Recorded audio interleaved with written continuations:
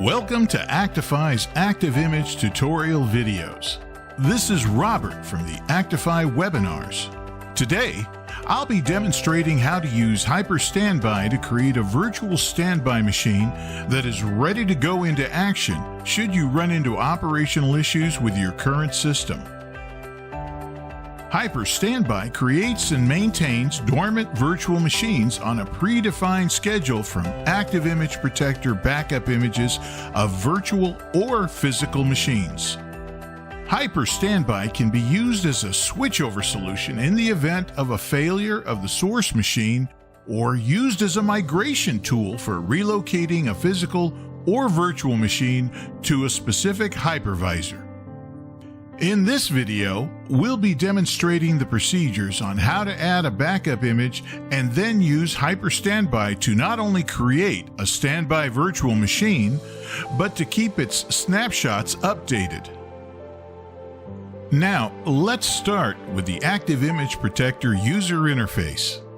We begin by selecting Standby from the left menu and then selecting HyperStandby. Now, let's add an image which we would like to be standing by at the ready. From the top pane in the HyperStandby interface, click Add Image, and then browse to the folder that contains the backup image you would like to designate as a virtual standby machine. Browse to a specific folder that contains the backup image files you would like to use. For this demonstration, we'll navigate to and then click on the network share located at 192.168.254.148/T$. Enter the login name and password to the network share, then click Connect.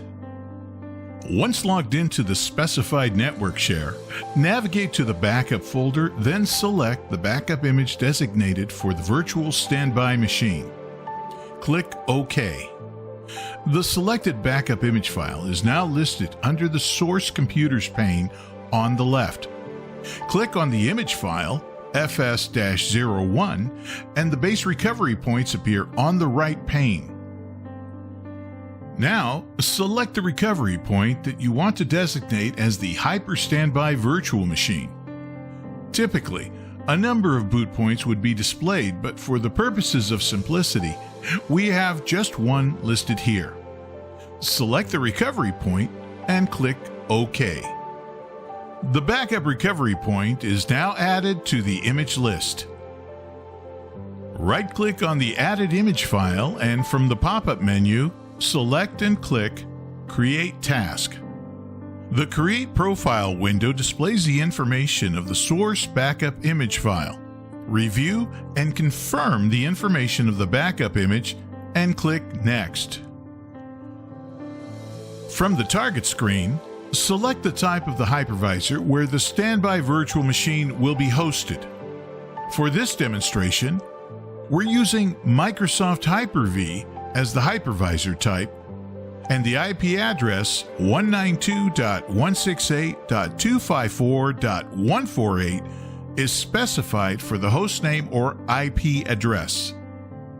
Enter the hostname or IP address of the hypervisor for which to place the standby virtual machine and click Connect.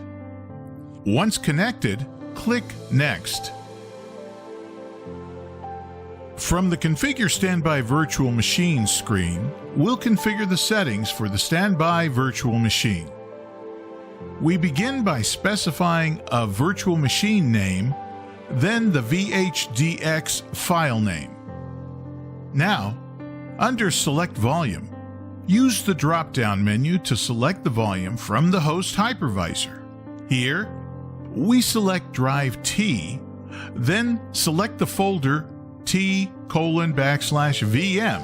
as the destination for the standby virtual machine. Let's finish up the VM settings by specifying the disk type as dynamic, setting the number of CPUs to 4, and allocating the amount of memory to 8 GB. Under the System Settings, use the drop-down menus to select and set the operating system to Windows Server 2016 and the firmware to UEFI. A word of note, when selecting firmware that differs from the original backup source, the virtual machine may not boot. For the network settings, we select vSwitch under Virtual Switch and set the IP config as DHCP. When done, click Next. From the Schedule screen, we're going to configure a weekly schedule for creating boot points or snapshots for the virtual standby machine. In this example, we'll configure the schedule to create weekly snapshots on Monday, Wednesday, and Friday at 2100 or 9 p.m. Boot points are created as full or incremental backups are executed. Click Next. From the Options screen, specify the maximum number of boot points to create for the virtual standby machine. With 30 being the maximum, we'll set the number to 20. Something to be aware of: when the specified number of boot points reaches the predefined limit, the oldest boot points are merged. Enabling Only Create the Most Recent Incremental Image Boot Point option will create a boot point for the most recent image file each time the task runs. Two more options from this screen include enabling email notifications of the completion status of the snapshot creation tasks, and configuring task performance by setting the execution priority and by adjusting the I/O performance. Click Next. This is the summary window where you can review your configuration screen by screen. After reviewing your HyperStandby virtual machine configuration summary, click Finish. Next, a dialog box is displayed giving you the option to create the standby virtual machine based on the backup image file that was selected. Click OK. When the virtual standby machine and profile creation process completes, the summary is again displayed, but this time with a Close button. Click the Close button and the dashboard window is now displayed. The dashboard view displays the status of the scheduled HyperStandby tasks. Highlight the scheduled task that was just configured and right-click to view the options for that task. Move the cursor to the center pane to view the current task status, the task log, the backup image file source, and the profile for the current task. The profile displays the summary information of the scheduled boot point or snapshot creation tasks for the virtual standby machine.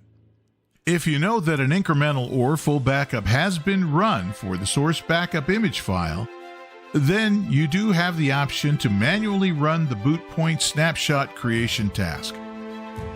You can also monitor virtual standby machines from the Hyper-V Manager. Boot points or snapshots are created for the virtual standby machine as backups complete. This concludes our tutorial on ActiveImage Protector's HyperStandby. Should you have any questions, issues, or concerns, or you just need support assistance, please contact us at ActiveImage by email or phone. Thank you for watching, and thank you for your interest in ActiveImage's ActiveImage Protector's HyperStandby solution.